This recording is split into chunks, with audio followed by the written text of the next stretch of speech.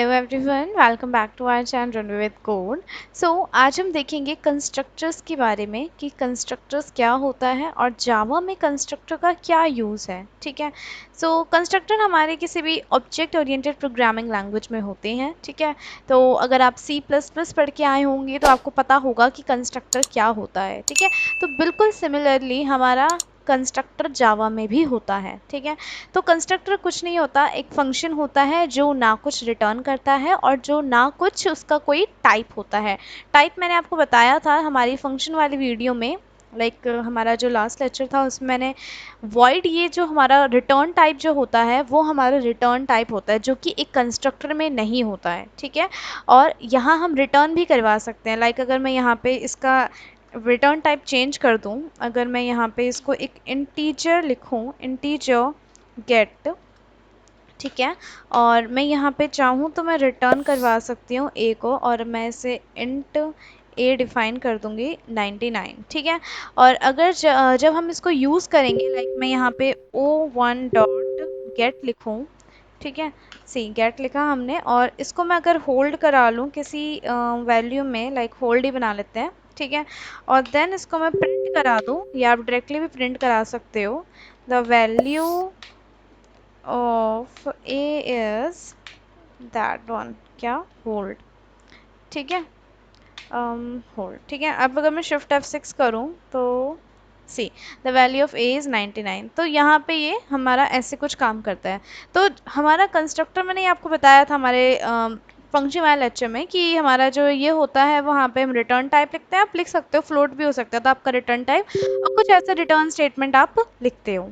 ठीक है। तो ये तो होता है हमारा रिटर्न टाइप, कि हम कैसे यूज़ करते हैं फंक्शन के अंदर। ठीक है। अब देखते हैं हमारा कि हम हमारी कंस्ट्रक्टर्स कौन कौन क्या होते हैं और कौन कौन से होते हैं, उनके टाइप्स भी देखेंगे। और मैं इसे जब बस कमेंट कर दूं ताकि आपको ये कोड आराम से बिना किसी दिक्कत के मिल जाए। और यहाँ पे अगर हम जाएं तो फॉर्मेट डॉक्यूमेंट का ऑप्शन होता है, ये रहा। तो हुआ नहीं क्योंकि हमने कुछ चेंज किया नहीं। ठीक है। तो मैंने कमेंट कर दी थी चीज़ें, और यहाँ पे हमारी क्लास भी कमेंट हो गई है, दैट्स वाई हमें ये एरर दे रहा है। नहीं, क्लास नहीं कमेंट हुई, हमारा डिस्प्ले वाला फंक्शन को वो हो गया। ठीक है। तो मैं इसे यहाँ पे कमेंट कर देती हूँ। ठीक है। और ये लाइन भी थी तो इसे भी कमेंट कर देते हैं, कोई बात नहीं। ठीक है। थोड़ा टाइम जा रहा है। तो अब देखते हैं हमारे ऑब्जेक्ट्स कौन कौन से होते हैं, कंस्ट्रक्टर कौन कौन से होते हैं, उनको हम यूज़ कैसे करते हैं। ठीक है। तो constructor it is a block of code similar to a method. जैसे मैंने आपको कहा मेथड की तरह ही होते हैं, बिल्कुल सेम, बट क्या चेंज होता है वो अब देखेंगे। It is called when an instance of the class is created. Change यहाँ पे आया कि ये कॉल तब होता है जब instance of a class is created. तो इंस्टांस क्या होता है? इंस्टांस होता है ऑब्जेक्ट, जो ऑब्जेक्ट हम बनाते हैं। जैसे ही हमने ऑब्जेक्ट बनाया हमारा कंस्ट्रक्टर कॉल हो जाता है। ठीक है। कॉल हो जाता है, और यू कैन से कि क्रिएट हो जाता है। ठीक है। जैसे ही हम अपना ऑब्जेक्ट बनाते हैं तब।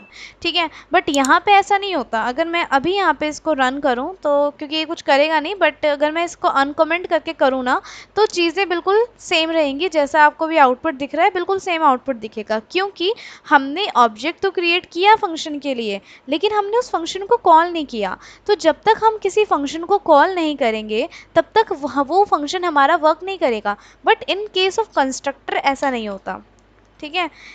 कंस्ट्रक्टर देखते हैं और इसके टाइप भी देखेंगे। ठीक है। तो कंस्ट्रक्टर में लिख दूं हेडिंग, और कंस्ट्रक्टर में ऐसा नहीं होता। कंस्ट्रक्टर की एक खास बात ये होती है कि इसका जो नाम होता है वो बिल्कुल सेम इसकी क्लास का नाम होता है। ठीक है। अभी देखते हैं। At the time of calling memory is allocated. जब मतलब कॉल करते हैं हम कंस्ट्रक्टर को, या ऑब्जेक्ट क्रिएट करते हैं, तभी मेमोरी अलोकेट होती है, उससे पहले कोई मेमोरी अलोकेट नहीं होती है। ठीक है। एक ये प्लस पॉइंट होता है, और प्लस पॉइंट सिर्फ कंस्ट्रक्टर के लिए नहीं है, ये हमारा क्लासेस के लिए भी है।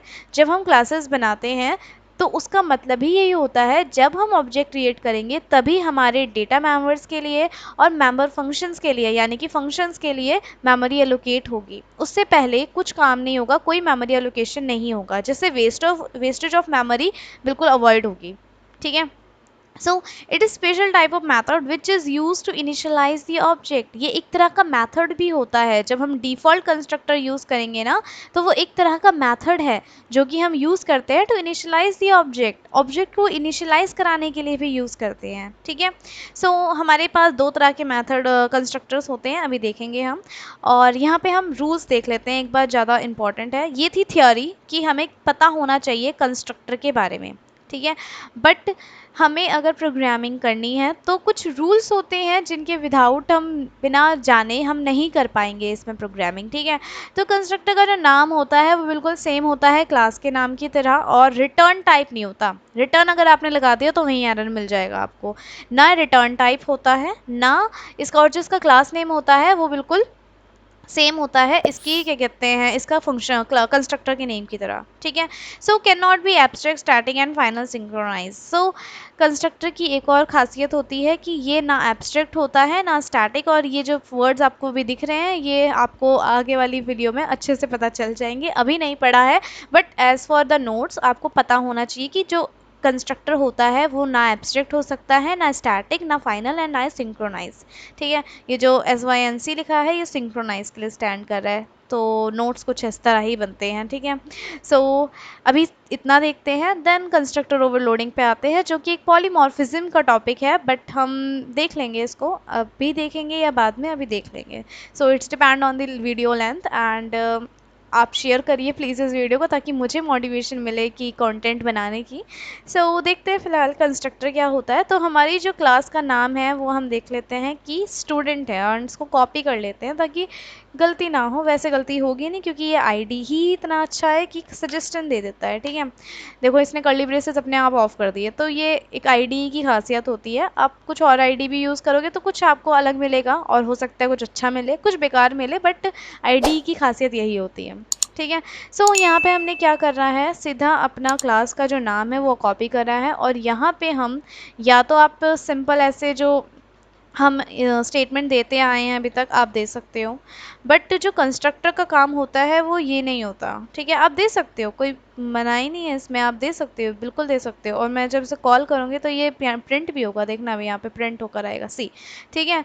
सो यहाँ पे हम स्टेटमेंट चेंज कर देते हैं ताकि अच्छा लगे। सो ये हमारा होता है डिफ़ॉल्ट कंस्ट्रक्टर जो कि कोई भी पैरामीटर नहीं लेता। आपको दिख रहा होगा यहाँ पे कोई भी पैरामीटर नहीं है, ठीक है। सो हम यहाँ लिख देते हैं डिफ़ॉल्ट कंस्ट्रक्टर इज़ कॉलिंग, ठीक है।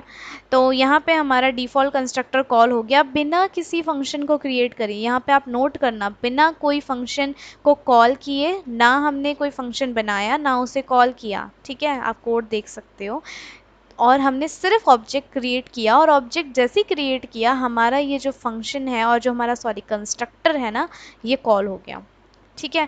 तो ये होता है हमारा डिफ़ॉल्ट कंस्ट्रक्टर। और जब हम ये डिफ़ॉल्ट कंस्ट्रक्टर नहीं देते हैं तो हमारा आईडीई, इसीलिए ये हमारा जावा का है, जावा का जो कंपाइलर है वो हमको इसीलिए एरर नहीं देता यहाँ पे कि हमने ऑब्जेक्ट तो क्रिएट किया बट उसे यूज़ नहीं किया। और यहाँ फंक्शन हमने जो ये डिफ़ॉल्ट का, यही हमारा डिफ़ॉल्ट कंस्ट्रक्टर है, और इसीलिए हमें एरर नहीं देता क्योंकि जो जावा का जो कंपाइलर है वो अपना खुद का डिफ़ॉल्ट कंस्ट्रक्टर रखता है कि अगर हम नहीं भी ऐसे इनिशियलाइज़ करवाते तो, या डिफ़ाइन करवाते अपना कंस्ट्रक्टर एक डिफ़ॉल्ट कंस्ट्रक्टर, तो हमारा जो जावा का कंपाइलर है वो अपना डिफ़ॉल्ट कंस्ट्रक्टर यूज़ कर लेता है, ठीक है।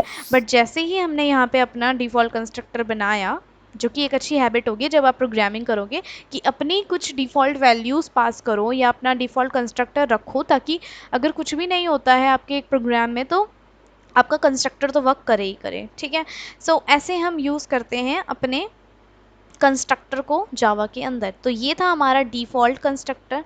अगर हम इसको पैरामीटराइज बनाना चाहें, ठीक है, पैरामीटराइज हमारा जो कंस्ट्रक्टर होता है ना, यहाँ देखो टाइप्स ऑफ कंस्ट्रक्टर मैंने यहाँ नोट्स में सब मेंशन है, आपको नोट्स ना मिल जाएंगे पूरे के पूरे। बहुत मेहनत लगती है नोट्स बनाने में क्योंकि आपको एक सिंगल पेज में एक पूरा टॉपिक कवर कर दिया है जिसको आप एज अ शॉर्ट नोट रख सकते हो अपने एग्जाम्स के लिए, ठीक है। और इसी में आप अपने जो आपको इंपॉर्टेंट मिला, कहीं से आपने गूगल किया या कुछ इंपॉर्टेंट चीज़ें आपको मिली और आप यहाँ पर लिख दो, ठीक है।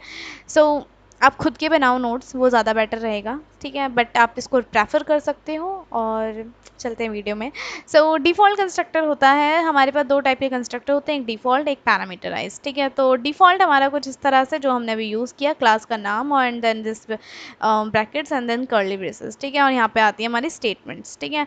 देन हमारा जो पैरामीटराइज होता है उसमें कुछ चेंज नहीं होता, बस एक चेंज होता है कि यहाँ पे ना हमारे पैरामीटर दे देते हैं। अगर मैं यहाँ पे इंट ए एंड मैंने कुछ पैरामीटर दे दिए लाइक इंट बी, ठीक है, ये हमारा एक तरह से पैरामीटराइज फंक्शन हो गया, ठीक है, बट ये हमारा पैरामीटराइज कंस्ट्रक्टर है, फंक्शन ऐसा कुछ नहीं कहते हम। लेकिन एज फॉर योर कन्वीनियंस मैं बताना चाहती हूँ कि जैसे हमने यहाँ पे एक फंक्शन बनाया जिसके अंदर पैरामीटर नहीं दिए थे, बट आप दे सकते हो, ठीक है।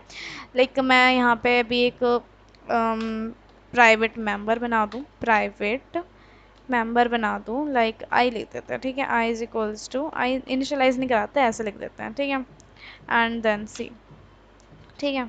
सो पी यहाँ पे प्राइवेट होता है और हमें ऐसे लिखना चाहिए कुछ, ठीक है। तो अब ठीक है, और इसको डेटा टाइप तो लिखा ही नहीं, ठीक है। अब यहाँ पे हमने एक इंटीजर आई बनाया है जिसको हम यहाँ पे ना एक ही पैरामीटर ले लेते हैं, ठीक है। तो हमें क्या करना है, यहाँ पे एक ले लेते हैं, तो जिसको हमें ना इनिशियलाइज कराना है।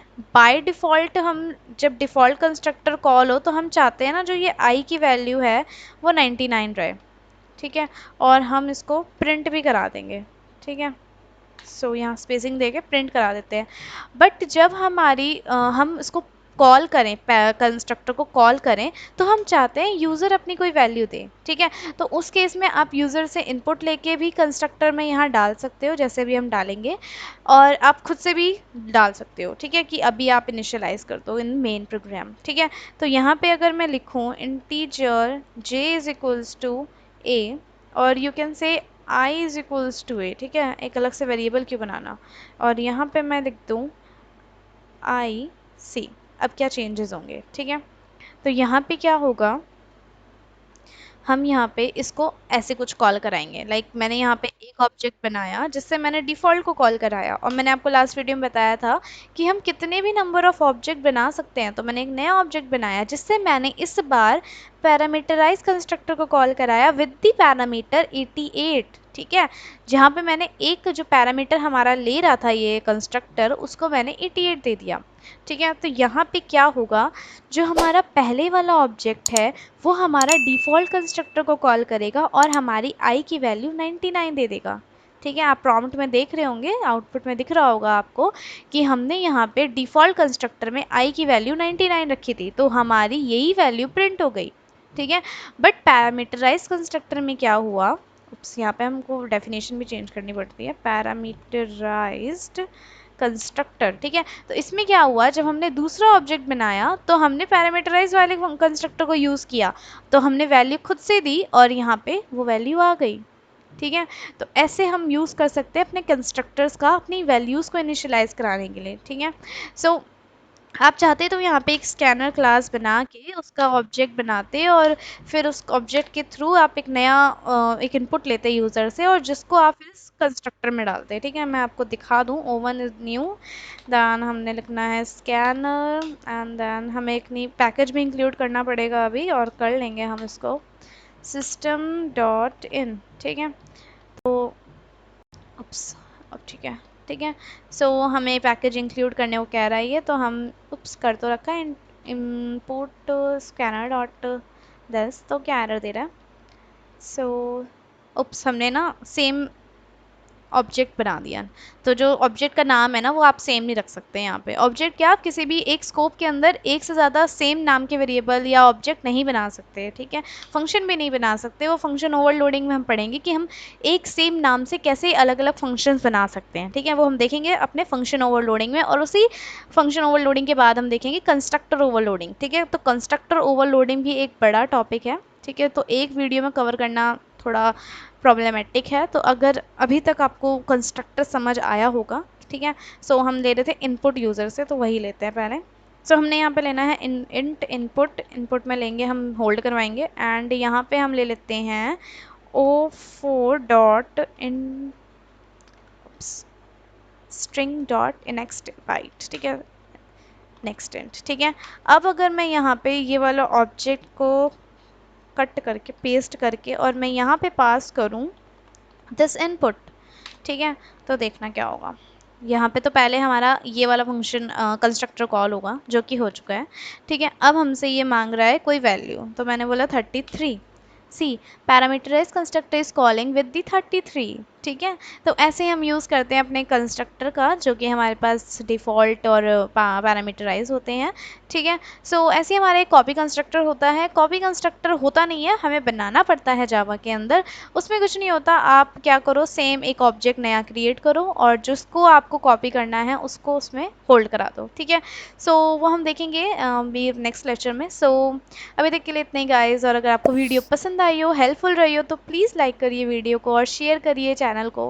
And thank you so much for watching this video and see you next time.